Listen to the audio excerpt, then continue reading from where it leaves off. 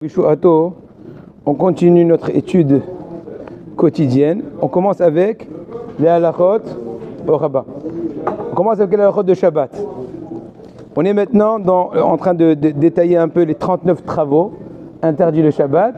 Maintenant, on va étudier Melechet Tohen, l'interdiction de moudre pendant Shabbat. Atoel be Shabbat etin o seorim o hadach bimducha pilpel o kol suk tavlin over minatora melechet tohen. C'est-à-dire qu'une personne qui moud pendant Shabbat, que ce soit du blé, de l'orge ou toute autre chose semblable, ou les épices, etc., eh bien, il est en train de transgresser une des 39 interdictions de Melachot HaMishkan, c'est Tohen moudre. D'accord? Ça c'est primo. Avançons. De même que l'essence de Tohen, c'est quoi? C'est prendre un corps et le diviser en plusieurs particules petites. C'est ça en fait moudre, n'est-ce pas? Car maintenant, par similitude, une personne qui coupe un fruit en très petit, n'est-ce pas, très extra petit, et c'est une dérivée de l'interdiction de Tohen, de moudre. Et là, par contre, il y a un avis, c'est quand même discuté. Mais maintenant, sans rentrer dans les détails khatiques, il y a un avis qui dirait que si tu fais ça les altar, ça veut dire que l'intérêt du fait que tu coupes ton légume très petit, c'est pour le consommer aussitôt, ou au maximum dans la demi-heure, comme par rapport à Borer. Dans ce cas-là, c'est pas interdit, parce que toute l'interdiction de moudre, c'est que quand l'aspect du travail est mis en évidence de par ton action, quand tu le fais ça pour une échéance qui est plus lointaine. Mais quand l'échéance est immédiate, au lieu de caractériser ton action en tant que moudre, on va plutôt la caractériser comme une préparation de la nourriture. Si on pousse l'idée, c'est comme de même qu'on mâche avec les dents avant d'avaler. Personne va te dire, personne va te dire que tu dois avaler sans mâcher. Pourquoi? Parce que mâcher, c'est une partie de la consommation. Et bien ainsi, par extrapolation, couper en tout petit, à proximité de la nourriture, de la consommation, est aussi permis selon cet avis-là. Maintenant, au Mekan Lamadnou, l'exemple que je vais donner tout de suite, il y en a qui discutent dessus. Mais en tout cas, selon Rav Ovadia Yosef, la halakha est la suivante, selon ce principe-là. Mutar lahtor yirakot dagdak les salades ou bilvad she'aterem al da'at echol altar. Donc tu as le droit de faire une salade coupée en très petit, et salade par exemple de légumes et compagnie, à condition que tu la consommes le Shabbat, on parle bien sûr, les altars le plus tôt possible après. Ça veut dire il y a deux avis sur les altars, peut-être plusieurs avis. Mais les avis les plus connus c'est une demi-heure ou une heure. Donc au maximum, selon l'avis le plus méquel, une heure avant la consommation, tu peux concasser tes légumes. אבל נשים העותרות ירקות דק בליל שבת קודם הסעודה לצורך ששת הסעודות, etc., c'est un problème. Il y a des bonnes dames qui veulent se débarrasser de la corvée de préparer une salade fraîche au début de chaque repas. Donc le vendredi soir, imaginons, il prend un moment libre et pendant une petite heure, il prépare une grande quantité de légumes concassés ou plutôt coupés en très petits pour se faciliter la vie. Ensuite, selon le repas, assaisonné à proximité du repas pour que ce soit un peu frais. C'est faux, étant donné que la consommation n'est pas à proximité de la coupe en tout petit. Non, oui, alors une seconde, je réponds. Juste avant le repas. Oui, il y a une petite partie qui est quand même permise. Réponse, il faut faire selon une mesure raisonnable. Tu n'es pas obligé de faire au gramme près. Tu peux faire un peu en ras parce que tu as un peu honte de donner une assiette misken. Ça c'est encore permis parce que ça fait partie d'une partie du repas. Maintenant, mais quand tu fais trop en rab, imaginons que tu as besoin d'une assiette, tu fais deux. Et une assiette c'est vraiment large. Et tu en fais deux, là tu exagères. Donc c'est interdit. Voilà. Avançons. Encore un petit détail. Muta lechat'ila les rasek bishina mazleg banana. J'ai une banane. Ouais. Et tu veux l'écraser pour ton bébé, pour une personne âgée, qu'il y a des mots dedans, etc., peu importe, et tu veux l'écraser, donc on aura le droit d'écraser avec les dents de la fourchette une banane. Bogartov, ça va? Yébari. On peut faire ça béchiner à mazlek, ou bien de l'avocat, écraser de l'avocat, pour le manger pour un intérêt immédiat. Il y en a qui sont plus scrupuleux et ils disent qu'il vaut mieux faire ça béchinouille, par exemple avec le dos de la fourchette, etc. Ven l'ahmir, هذا صاحبي كتعرفوه؟ هذا صاحبي من المكناس، قدام مكناسي. Merci Tanjaoui. Va mieux? Ouais, ça va. Je fais pas d'effort. Voilà, j'attends tranquillement. On rigole un peu avec ce qu'il y a. Il te dit maintenant qu'il n'y a pas besoin d'être mahmir dans cela, parce que c'est une halakha reconnue qu'on aurait le droit d'écraser l'avocat et compagnie avant donc la consommation immédiate. Et selon Maran, le Rama et Rabbi Mahon, le Chol Sheken Shemoutar les rasek tapo Adama, ouais, ben Srena, le Tchount, ça dépend. Pour les Ashkenaz, c'est Tchount, pour les Sfaradim, c'est Srena, les Hamil, la Daf, qui ont beaucoup de surnoms. Le nom essentiel, c'est la srena. Et donc, tu auras le droit d'écraser à la fourchette la pomme de terre, de l'œuf, etc. avant la consommation. Il n'y a pas de problème selon cet avis-là. Oui, une seconde, je fais la bracha. Baruch ata Adonai, Eloheinu melech ha'olam, she'akol niyeh b'doro. Le blé qui a éclaté, quoi, qui n'est pas... Oui, d'accord. Donc, les popcorn. Le blé, popcorn, le cousin du popcorn. La daf. Ah, le blé, ah, ok. On peut l'écraser avec le Mais reste. selon cet avis, c'est idem. C'est idem. Avant consommation, je ne parle pas une heure avant. Hein. Non, dans l'assiette. Oui. D'accord. Maintenant, on va finir un peu les détails parce que déjà demain, on commencera Melechet lâche. Lâche, c'est pétrir. Ouais, lâche, c'est pétrir. En fait, il ne faut pas rentrer dans le pétrin. Mais bon, voilà, on verra. Maintenant, Assour les shtamesh, on n'a pas le droit d'utiliser pompia. Pompia, c'est quoi? C'est donc la râpe. Mishum shehi kli miu'adit ina, parce qu'elle est appropriée à moudre. Une râpe. Ou bikli shel ina, lo itiru diton. On n'a pas le droit de te permettre, on ne peut pas te permettre de moudre avec un ustensile spécifique pour moudre. Alors on n'a pas le droit. Oui. Non, on ne peut pas faire ça parce qu'au Shabbat on ne mange pas le fromage, les pâtes au fromage. Oui. Et on prend la râpe et on fait le râpé pour les pâtes. Ouais. On n'a pas le droit. Non, tout ce qui est râpé, c'est un problème parce que c'est un ustensile spécial. Donc je parle avec l'ustensile. Ou là, moutar la tor al gabé keresh itour lelo hashash. Par contre, il te permettrait d'utiliser une planche de truc, il n'y a pas de problème. Avançons. Mekatset betim. Moutar l'ishtamesh mekatset betim.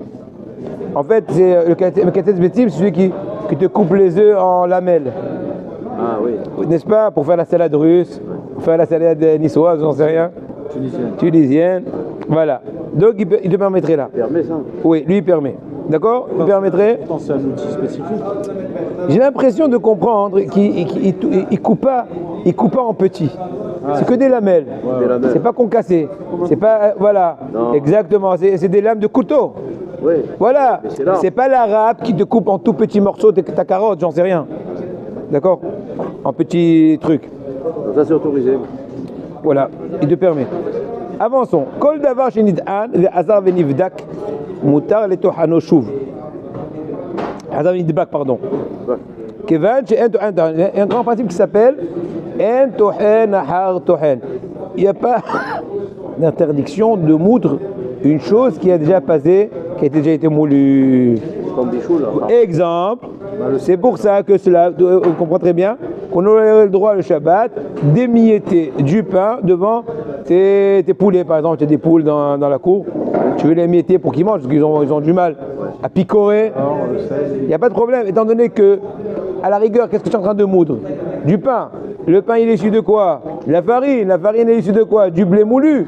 Donc, tu ne vas pas moudre une chose qui a été déjà une fois moulue. Il n'y a aucun sens. Le sel qui est déjà en grain, Oui. qui est déjà moulu, qui est assez gros. Et si on prend le moulin Très bien, alors, même question, très très bien. Rajoute encore Et tiens, ouais, c'est l'exemple. Non, attends. Oui, non, sans Kelly. Et par contre, il te permettrait aussi, pour le même principe, de venir un peu détacher, ramollir du sel que des fois, de par l'humidité, il se solidifie. avec le moulin. Non. Il y a l'appareil pour On parle qu'à la main, ou avec un sakin. et le poivre. Un truc artisanal, pas un truc professionnel. Que dis-tu? La même chose pour le tabac. Tabac haut. Oui, c'est bon? Le réel moutard? Oui. Il y a les appareils pour on met le sel dedans et on met le poivre. Ok. Et on tourne. Manuel, tu parles? Oui, on tourne à la main, ça écrase. Là aussi, c'est approprié. C'est à sourd. Puisque c'est approprié, il faut s'abstenir. On finit un petit détail dans ce registre-là. Électrique, c'est bon l'électrique. En טוען באוכלים לבגדול לקרקע ועל כן מותר לחתור בסכין בשר או גבינה צהובה דקדק אף שאינו extraordinaire. Il faut savoir que toute interdiction de Tohen, elle est qu'en fonction de ce qu'il y a eu au Mikdash, au Mishkan. Au Mishkan, c'était quoi? On moulait, on dit? On moulait? Oui, je crois. On moulait quoi? Des grains de couleur pour faire de ça un fond de couleur. Or, ces grains-là, c'est des végétales, c'est un végétal. Donc, toute l'interdiction de moudre, c'est un végétal qui pousse. Mais si c'est par exemple de la gvina, de fromage dur que tu veux un peu moudre, ou bien de la viande que tu veux couper en petits morceaux, avec un couteau, dans ce cas-là, tu auras le droit. Tout il dit ici avec un sakin. Un couteau, pas Un sakin. Un sakin. Chose qui aurait été interdite dans le cas par exemple de concasser une salade pour d'ici 2 heures, non. Mais concasser de la boule rouge pour d'ici 3 heures, c'est aussi bien. Pourvu que ce soit pour l'intérêt de Shabbat. Autrement, c'est Michel Shabbat de Hol. Voilà, super, on a pris plein de détails. Il n'y a pas un digne on ne peut pas préparer qu'il faut qu'on prépare pour la souda en question. Oui, alors, Pour Mincha. très bien, mais j'explique. Toute la raison qu'on te dit qu'il faut préparer pour la même Seouda qui se présente dans la demi-heure qui suit, c'est que pour exprimer derrière Achila, pour exprimer que je suis en train de préparer ma nourriture, me faciliter la vie et pas en train de faire un travail dit à longue durée, pour plus tard, une échéance plus tard. Mais dans le cas, tout ça c'est quand tu mous, ça s'appelle que tu mous. Est-ce que ça va caractériser que c'est un travail ou une consommation? Ça dépendra de l'échéance. Pour le matin, pour le soir, etc. Mais dans le cas du fromage, ça ne s'appelle pas que tu fais bichal tohen. Parce que le fromage, il n'est pas guide de l'écarca. Il ne grandit pas dans le truc. La même chose la viande. Bien que indirectement, la viande, elle provient d'où? De la vache, qui se nourrit des végétaux. Il est des cas, on considère à cause de cela la viande comme un végétal de façon indirecte dans certains halakhot, sans rentrer dans les détails, c'est des sugas dans la Gemara. Mais dans ce cas en question, on ne voit pas l'aspect indirect mais direct, étant donné que la viande, ou de par ailleurs la boule rouge, ne sont pas des végétaux, on aurait le droit même pour d'ici 3 heures. Encore une fois, dans le cadre de Shabbat. Tu ne vas pas faire 2 heures avant de sortir Shabbat pour préparer une pizza de mozzarella Shabbat, c'est sûr que non. C'est clair, chers amis? Êtes-vous... Boule rouge, c'est le restaurant. La boule rouge, c'est le fromage entouré de... Le fromage dur, peu importe. Oui, avec la peau rouge, les peaux rouges. Les peaux rouges. Comment ça s'appelle déjà C'est drôle que le râpé, Ouais, plusieurs marques. on n'a pas le droit de le râper. Et moi, il y a un truc de Savoisette, d'Aix-les-Bains. Le râpe qui coupe des gros morceaux. Comment il s'appelle? C'est lui qui avait les fromages. Aix-les-Bains? Ouais. Non, il s'appelle... veuillez me rappeler. Un truc comme un MCLM, un truc comme ça. Non? Si on a une râpe, mais qui ne râpe pas fin, elle fait vraiment des... Ah, que des lamelles. Des lamelles. A priori, ce serait bien. C'est comme l'histoire des lamelles de... On a le droit de faire ça. Belahsen, voilà. C'est les lamelles. Les lamelles seraient a priori bien parce que c'est pas différent que les lamelles pas de moudre. des œufs. Maintenant il dit aïe, on a fini maintenant l'Ichot Shabbos. Maintenant on va passer un peu de Moussa. Après Kanievski à la Vachalom, dans son Sefer Orchot Yosher, les sentiers de la droiture. On est dans le 30e chapitre qui traite du sujet de la Tefila. On a bientôt fini le Sefer, il se finit exactement dans une 12aine de pages sur ce sujet-là de Tefila, extraordinaire. Alors on y va, Bli Neder. Omnam yadoua, vous entendez Rabotai, Omnam yadoua, qui a kavana batfila, ou me'advarim akashim beyoter. Il dit après, qu'est-ce qu'il faut savoir? Que se concentrer lors de la récitation de la tfila, c'est une des choses les plus pénibles, les plus difficiles. Se connecter, plutôt se déconnecter de tous les dérangements. C'est un problème ici. Alors on va ouvrir une nouvelle synagogue. Ve'alze amro, v'agmara. Faut pas se concentrer. Tu fais ce que tu peux, et Hachem. Tu sais des fois. Voilà, faites la mida. Ouais. Et puis ça passe. Il passe, l'autre il passe, l'autre il passe. Ah, tu fermes les yeux. Il passe. Tu fermes les yeux. Oui. On ferme les yeux. Non, tu fermes les yeux. fait la Et mi-temps dans son temps. ils se mettent à parler à côté. Et tout. Ah ouais, moi je le dis haut et fort. Mais moi je te dis très clair, Pas la chose les rare. foum tsahara agra. C'est quoi les foum tsahara agra? Selon la difficulté, le salaire. Si Hachem il t'a amené ici, ça prouve que tu dois rester à être un bon exemple et ne serait-ce que limiter les dégâts. Et c'est ça tâche les hautes jusqu'à nouvel escient. Voilà. Allez, hein. Moi, j'ai Et pourquoi moi je viens tous les jours à Natania? Parce que Hachem m'a donné une chiotte, je le remercie. Je me plains pas. Ah, les allers-retours tous les jours, 50 minutes aller, au moins 50 minutes de retour. Bon, Hachem, c'est un chlet haute. Ah, des fois je reste à Bnei Brak, ça m'arrive. En fait, quand je suis malade, quand je suis en bonne santé, je veux pas de trucs. Je dis, waouh, moins de stress. Je prends ton petit-déj, truc. Je dis, oui, mais on est là pour bosser. On n'est pas au pique-nique, on n'est pas en colo là. On est venu bosser pendant 120 ans. Amrou Bagmara, Bachot, Named Bet, Amoud Bet, déjà après, ce qui se marqué dans la Gemara. Arba'at Tserim Izuk, il y a 4 points qu'il faut se renforcer. Et 1, 2, c'est la tefila. C'est Davnen, la tefile. Se renforcer tout le temps de toutes ses forces dans le travail de la tefile, la mida, la tefila. C'est quoi les trois autres? Et il me semble Eretz Israël, Torah, etc. Il ramène pas. C'est quoi? La tefila du début à la fin ou d'après le Shemona Esrei? L'essentiel tefila, c'est le Shemona Esrei. Et ça n'empêche que pour réussir sa concentration, ça ne vient pas en shlouk. Il faut préparer. C'est comme Yamim Noraim. Tu ne peux pas arriver parachuter et arriver à tu ne peux pas t'allumer. Il faut déjà un mois avant, comme ce que faisait mon père à la Vache Shalom, un mois avant au plus, il mettait les cassettes de Samir Morebi et il mettait les piyutim et les siot. Donc on était saoulés pendant un mois. On entend les siot, on entend ça et on entend etc. Donc ça te fait rentrer dans le bien. Donc la même chose pour faire une bonne tefila. Tu ne veux pas t'éveiller si tu viens comme ça, tu dis qui va sous par d'abord. Il est venu à qui va sous. Et puis il faut faire Il est venu la chod un mois avant. etc. Avec Kitso, chez Me'azolan, voilà, on essaie de se renforcer. C'est marqué dans la Gemoré. Comment ça se passe? On embellit la mitzvah du schéma avec des brachot et on continue avec des brachot pour arriver à la au summum, au lama atzilut. à l'embellissement de la. Ouais, on sait très bien qu'on monte d'un monde à l'autre. Voilà. Asira, Asiya, Etira, Beria, Atzilut, etc. Kaddish, l'ange ouvre la porte. Si C'est on marqué dans la Gemara, Hazakbo, J'aime Zakenu. va dans l'ordre, C'est on n'a pas prié. C'est marqué dans la Gemara, Maseret Bava Batra, Daf Kuf Samardalet Amoud Bet, She'iyun tefila ou me'advarim she'en adam nitzol mehem.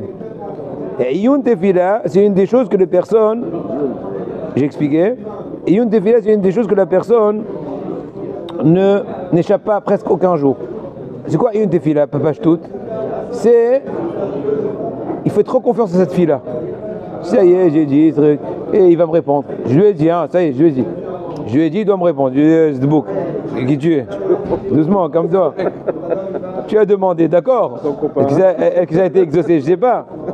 Vivti au Hazal, il dit Abraham, nos sages nous ont promis, Brachot Amed Bet Amoud Bet, Shama Arich Bitfilato, En Tfilato Ozret Rekam.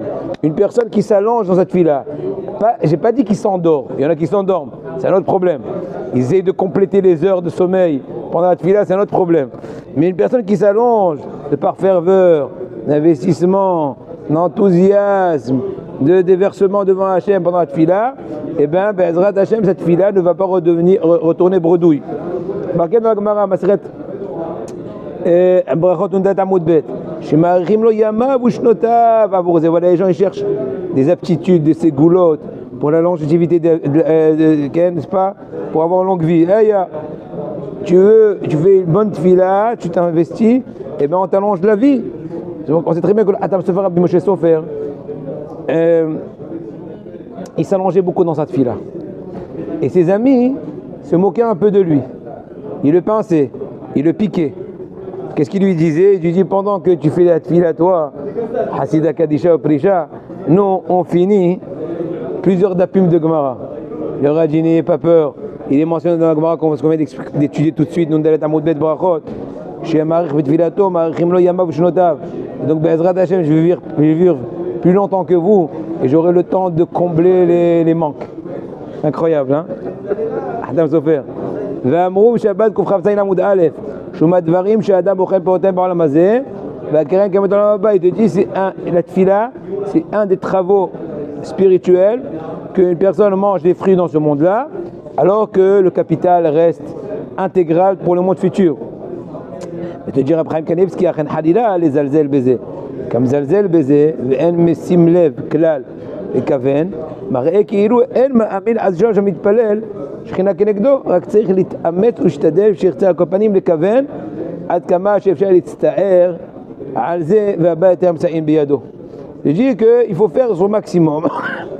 Des fois, on ne se sent pas répondu aussitôt. Ne pas se désespérer, être confiant, faire son maximum et dire en fin de compte, n'oublions pas qu'en fin de compte, ce qu'Hachem me donnera, c'est un cadeau. Et merci d'avance. Avance encore un peu. Il dit à Abraham Kanevski, au bioter Yeshishtadel Itpalel Betsibour. Très important de prier en public, pas en particulier.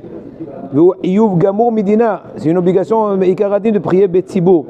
Kedeita Bagmara Psaim Memvav. Marqué dans la Gemara Psaim Memvav, Shayav Lelech Avurze Lefanav Ad Arba Milin. Sont des combien de kilomètres voilà, qu'il doit faire en avant ou en arrière pour faire Ishtadou de trouver un minyan. Fanav Arba Milim ou la Arav Admil. On va dire c'est comme des kilomètres. Vechen Nifsak Beshuan Aruch. Vekot Sheken. Shayav la Koum imitator. Veler Bet Knesset, à plus forte raison. Il doit se lever de son lit et aller au Bet Knesset, comme c'est marqué, comme ce qui marque Maram Halawa. Maram Halave, c'est chono. ומיזה תלמיד של רמב"ן ומיזה אתה דן קל וחומר לעומד בעיר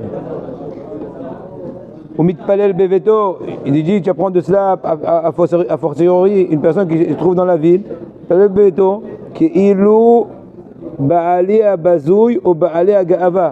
Il dit c'est comme des gens qui sont orgueilleux, qui sont mezalzelim dans la tefila Hashem Yishmor. Tu ferais à la maison יש לעיין בעניין זה לבעלי בזוי, etc. Pourquoi il y a des sadikim qui prient à la maison? Tu dis, hein, je sais pas. Je sais que ma grand-mère, elle m'a raconté, ma grand-mère, ma grand-mère Oubida, elle m'a raconté qu'elle se rappelle, quand elle était jeune fille, elle voyait par la fenêtre Rabbi Yosef Messas, qui était en fait le grand rabbin de Haïfa à la fin de sa vie. Il est ça fait 50 ans, 51 ans. Elle a dit, on l'appelait à Meknes l'ange rose, parce qu'il avait des joues roses, il était très très beau. Mis à part le fait que c'était un génie toranique, il a écrit une encyclopédie toranique incroyable, aussi bien des réponses à ilchatik, aussi bien des drachot, des gemaratariot, des trucs de folie. Amar non, il est pas. Par rapport au Rav de Paris, c'est son fils, non? Hein? Le Rav de Message de Paris. Oui, non, c'est de la famille. Ils ont un cousinage. Rabbi Shalom Hachash, par exemple, je sais il m'a raconté hier, mon frère, je ne savais pas ça. Il était à la même époque, en fait, je savais qu'il était à la même époque, mais dans les années 40, avant la fin de la Seconde Guerre mondiale, il y avait beaucoup de maladies, soit à cause de problèmes d'hygiène ou de pauvreté, qui se baladaient dans tout le monde, entre autres en Afrique aussi. Et à Meknes, il y avait une épidémie qui s'appelait le typhus, qui a fait beaucoup de victimes, entre autres mon grand-père, le père de mon père, Rabbi Betzalel Shalom. Il était très jeune, à l'âge de 29 ans, du typhus. Et Rabbi Shalom Hachash, qui était donc de sa génération, était tombé, lui et sa femme Jamila, malades gravement du typhus, ils étaient, comment dirais-je, ils n'avaient même pas la pénicilline à l'époque pour les guérir. Et bien il a fait un éder à Shalom Machash. Et il a dit que si Akadosh Baruch Hu le guérisse, et ben il fait un éder que il va ouvrir un kollel, un bet midrash, il va rajouter dans les horaires de l'étude de la Torah. Incroyable. Et ben voilà, il va rajouter quoi dans les heures d'études de Torah.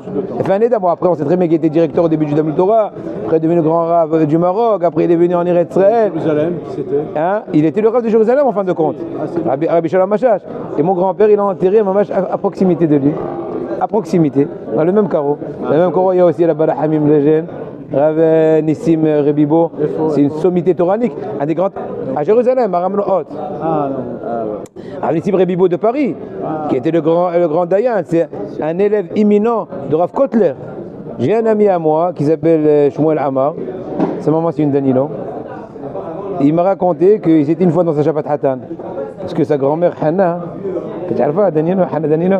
sa grand-mère, sa sœur, c'est la femme de Rav Rebibo.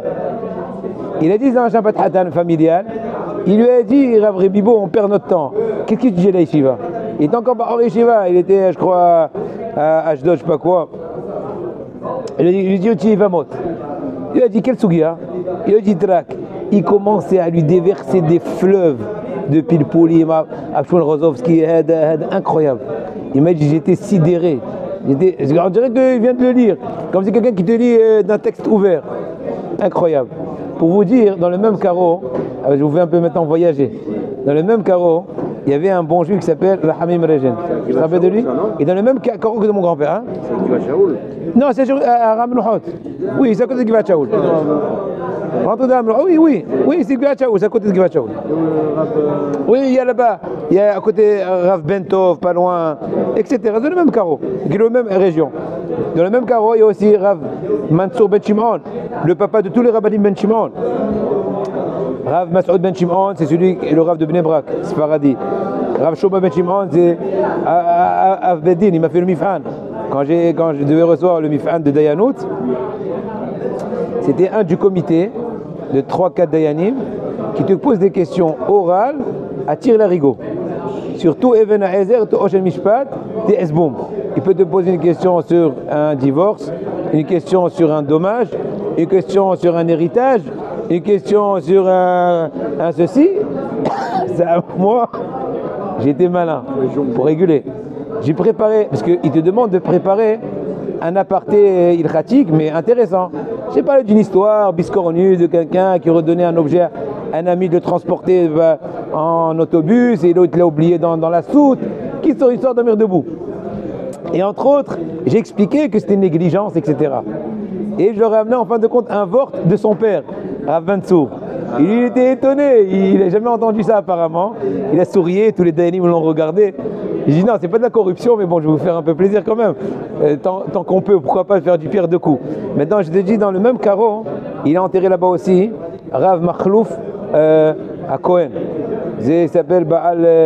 Et à Korim la Rav Makhlouf à Cohen? Chouchou Elv Nishal. Ron? Again.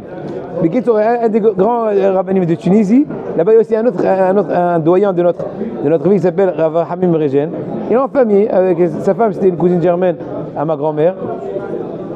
Je me rappelle quand j'étais jeune homme, avec l'aise de temps en temps, on n'avait pas minyan, à Minha surtout. Alors, bon, Shahal, en parlant, des fois on faisait de fila à 6h30 du matin pour être déjà à l'école à 8h. Donc tu vas, tu prends ton petit déj et tout. Bon, quand on tardait le minyan le matin, déjà c'était les piotim avant Ishtabah, et il dit où est-ce qu'ils sont ce matin, ils tardent. L'autre truc vient en catastrophe, on l'attend 2 secondes, on fait Kaddish, etc. Ça c'est un. Mais Amin, des fois, moi étant encore mineur, j'avais pas encore bar mitzvah. J'avais 10 ans, 11 ans, mais je venais pour Hachem au Tfilot, ma maman nous encourageait à Hachem Shmorota. Et des fois, il me comptait comme 10e. Ça s'appelait Tisha Vekatan. C'est un avis du Rama. Selon Marin, c'est interdit. Mais bon, eux, ils s'appuient sur le Rama, etc. Ça, une fois, ils ont voulu m'associer, effectivement. Il y a un bon juif qui était un peu comme ça, un peu Macpid, on dit, mais putain, on va dire, Israël, il est encore petit, parce que il est mineur. Alors il s'est levé à Hamim Mrejet, je me rappelle comme hier. Il a dit, tais-toi, il va se marier la semaine prochaine. Mais si vous comprenez? Les Dayan aujourd'hui, il y a des Dayan qui sont spécialisés, pas général. Ouais. C'est nouveau ça. Avant le Dayan, il est censé connaître tout. Normalement, on ne peut pas ponctualiser. De façon générale, il vaut mieux connaître tout parce que, en fin de compte, les choses se rallient tôt ou tard, n'est-ce pas? Bon, on continue encore un tout petit peu. Non, là je vais passer, pardon, à Shmirat al-Hashon. Allons-y. Allez, Amazir et Averom Ipene Jutafut, Imadam chez les Fiach et Noagoun. Une personne qui veut prévenir son prochain vis-à-vis d'une éventuelle association avec une chose qui est un peu douteuse, qui n'est pas très claire dans son comportement. Alors, la halakha dit, il est des fois que tu entends de par des personnes qu'un tel est un voleur ou quelqu'un qui n'est pas droit, qui n'est pas sérieux. Seulement, tu n'as pas de connaissance personnelle sur la chose, tu supposes, tu as entendu, c'est des rumeurs, c'est une information, c'est à vérifier, c'est peut-être oui, c'est peut-être non. Le Hafetz Haïm a un doute. Est-ce que même dans ce cas-là, on aura le droit de rapporter la chose à son prochain, qui est censé conclure avec lui une association, n'est-ce pas, ou tout autre, ou un mariage, un chidour, etc. Mais étant donné que tout ton hachad, tout ton soupçon est basé sur que des rumeurs. On peut craindre qu'il va avoir un dommage qui n'est pas justifié. Tu as vérifié? D'ailleurs, moi, ça m'est arrivé avant-hier, quelqu'un qui m'a appelé un élève, il m'a dit, écoute, j'ai de la belle famille qui veulent louer une maison à un certain monsieur. Ce monsieur-là, je le connais, Dix d'être lointaine. Ces derniers temps, je ne l'ai pas trop côtoyé, j'aurais donné juste l'information dès que je l'ai connu à l'époque. Je sais qu'il s'est divorcé 2 fois entre-temps. J'ai dit, écoute, est-ce que je dois dire ça? J'ai dit, écoute, si tu n'as pas demandé son état civil, comme ce qu'on dit, et c'est pas sa faute qu'il s'est divorcé, le pauvre va savoir. C'est le mazal, chez Mishmor. Donc tu le connais en tant que droit. Tu ne sais pas est-ce qu'entre-temps, il continue à être droit ou pas. C'est à eux de forer s'ils veulent. Je comprends, c'est l'idée. Maintenant, à moins qu'ils t'ont demandé d'être enquêteur, il faut être, comment dirais-je, neutre, leur ramener les données sans exagérer, avec toutes les conditions qu'on a parlé dans le cours précédent.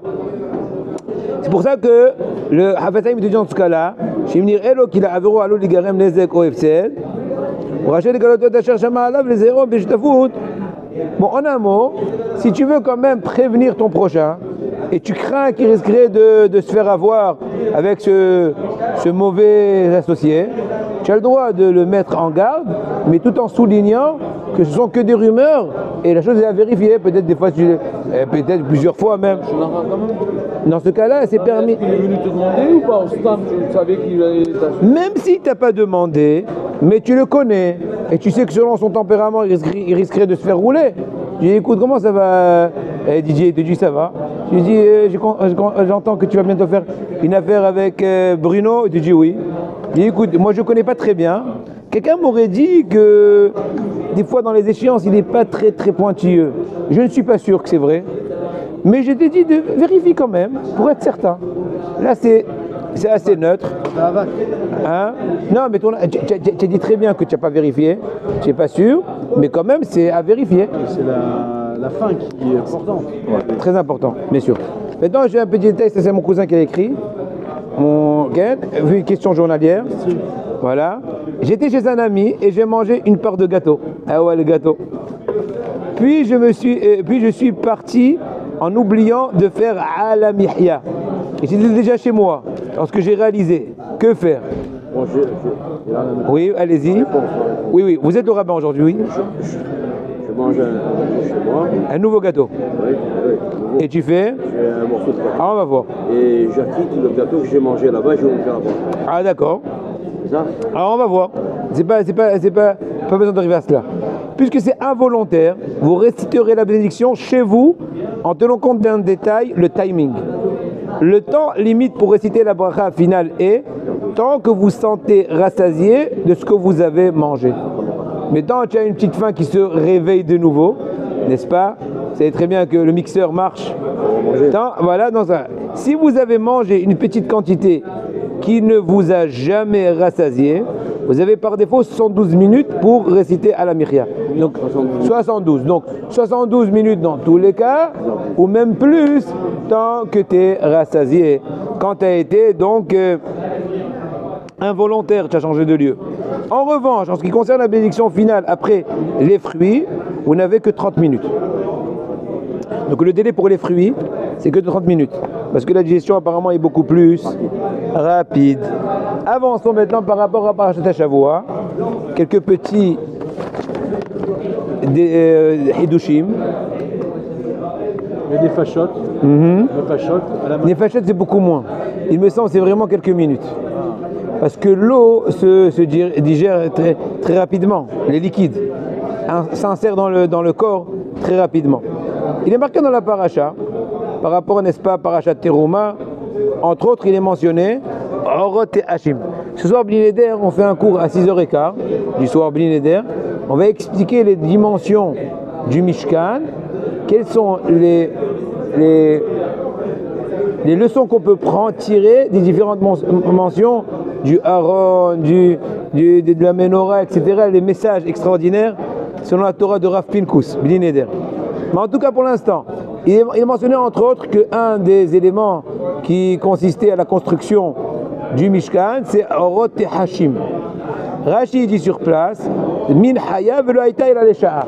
C'est une espèce de bête sauvage, on va dire comme ça, qui n'était que temporaire. Akadosh il a créé temporairement pour l'intérêt de la dépecer, de faire de sa peau une partie des tentures du Mishkan, du tabernacle, et c'est tout. Verbe Gvanim Ayula. Tu dis Rashi, elle était multicolore. La peau de ce Tehachim là était multicolore. Ayula. L'écart Metargam Atargum Sasgona. C'est pour ça que le Targum, il te dit Rashi, que Onkelos, il traduit en araméen Orot Tehachim, il est Metargam Sasgona. Sasgona, c'est quoi Sasgona? C'est Sas ou Mitpaer Bigvanim Shelo. Donc Sasgona, c'est un contracté de mots. Sasgona. Sas Vesameach Bigvanim Shelo. Gvan, c'est des couleurs, des tendances de couleurs. Donc il est heureux, ou plutôt il est fier des différentes tendances de couleurs. Mais Jidakdek, Amarashiva Targum, Lobier, Kipchuto, Shemahaya ou Tahash. Et là, Kadvou, je disais, Kinou Yamvateta, Ovdash la, Haya Azo, Arbe Gvanim. Pourquoi? Comment c'est marqué? Orot, Tehachim. Donc pourquoi tu n'expliques pas aussi bien Rashi que Tahash, c'est le nom de la bête sauvage? Tu dis non, Tahash, ça fait allusion à Sasgona, c'est Samea. Pourquoi tout ça? On va dire Anukat Torah, chez la Madrashi, chez Karashi, Gidim Lomar Min Haya, Velo Haïta El Alesha'a, Ma'a Velo Haïta Kayemet Bibriat Haolam, Ako'ar Adam Arishon, Natan Hashem, chez Danikla Hayot. כל השם של האיה הזאת רק תואר, והשם אין לה, extraordinaire. Rashi a précédé d'expliquer au préalable que ce Tahash là, cette bête là, il dit que c'est une Haya qu'Hachem a créée spécialement pour le Mishkan. En d'autres mots, elle n'était pas présente lors de la création du monde. En d'autres mots, Adam Arishon n'a pas eu l'occasion de lui donner un nom. On sait très bien que Adam Arishon, il a qualifié chaque chose en son nom. Et c'est pas un hasard. C'est Shmot HaKodesh, Inyanim. Donc, il dit Rashi, puisque cette bête sauvage-là a été créée spécialement pour Mishkan, Adam Arishon, il a pu lui donner deux noms. Pour ça que maintenant, nous, on va lui donner un nom. On va appeler ça Sgona, à cause des couleurs, etc. Comment on l'appelle? Avançons. Sasgona. En araméen, qui veut dire par rapport au Gvanim à lui. Maintenant, regardez bien. Un truc extraordinaire. Allez, on a encore quelques minutes.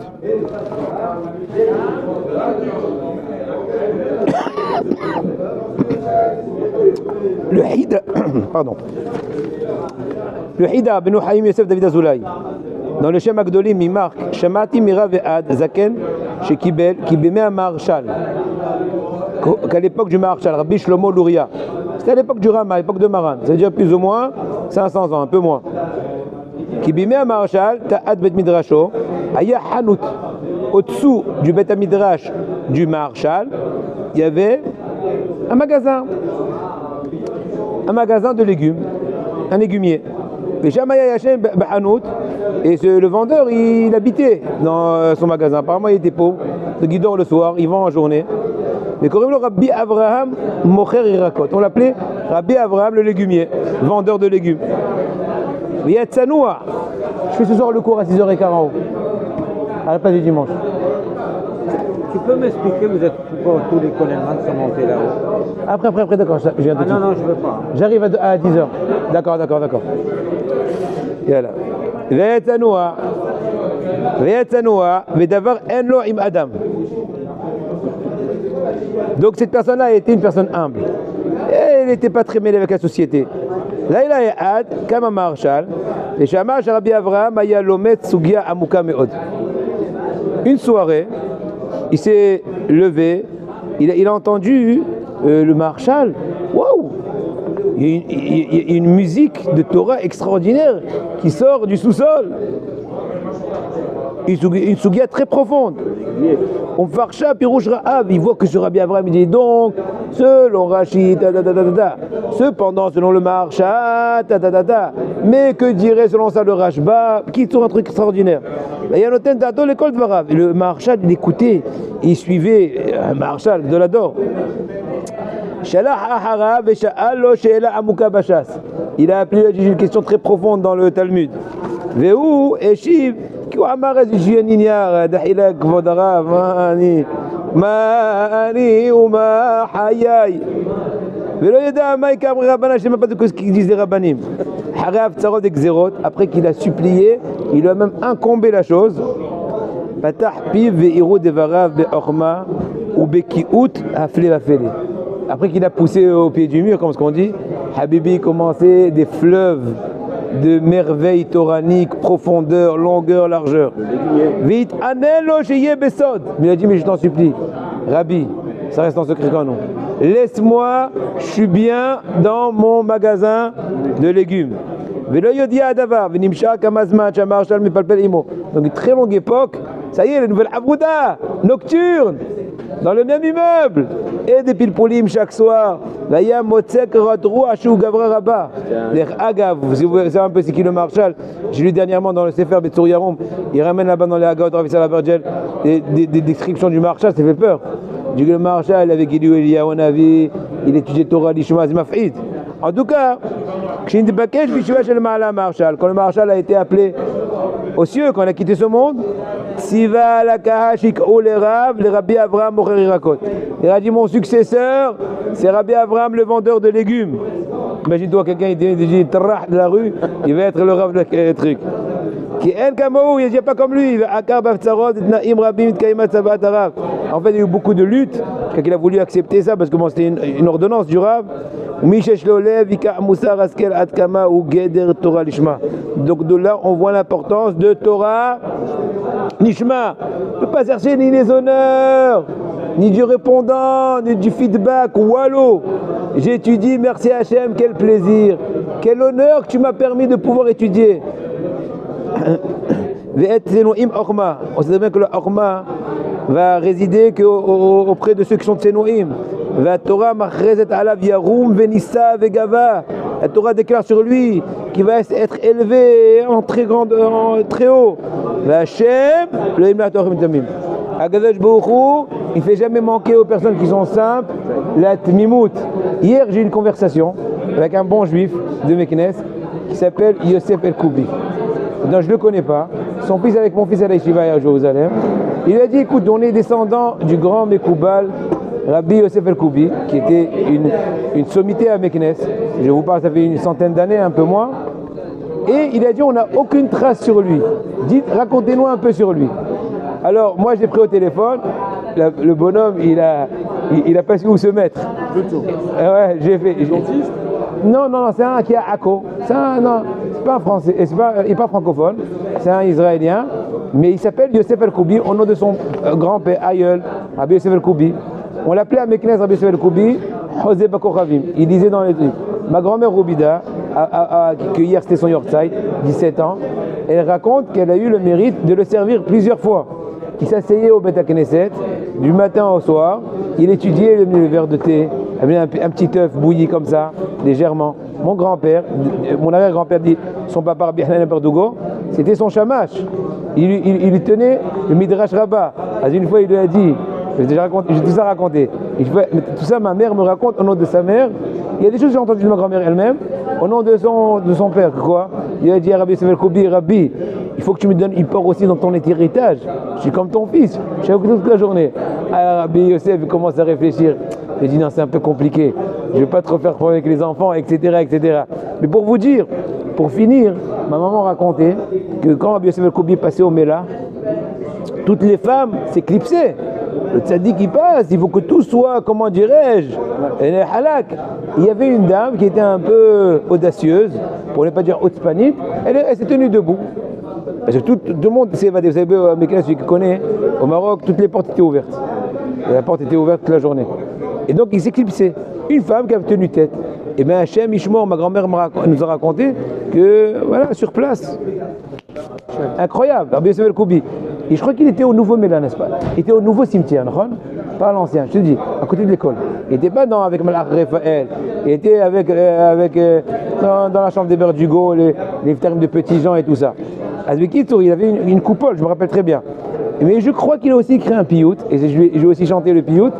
Bahara el amse gula tadikimka lakelu la yisharimna vatehi laktarfa imam reva veatsala etc. Donc, bonne journée.